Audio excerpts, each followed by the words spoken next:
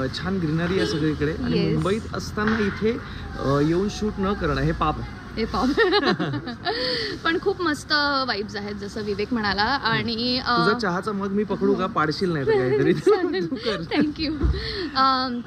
अजून आमचे जे थोरले दोघं आहेत तेही अजून येणार आहेत, पण त्यांचा थोडा लेट कॉल टाईम आहे. पण आजचे ओपनिंग बॅट्समन आहेत काव्या आणि जीवा. आता ते काय करणार आहेत ते तुम्हाला टेलिकास्टमध्ये बघायला मिळेल, पण त्याच्या मागे BTS ज्या गमती होणार आहेत ते तुम्हाला नॅना व्लॉग्समध्ये बघायला मिळेल.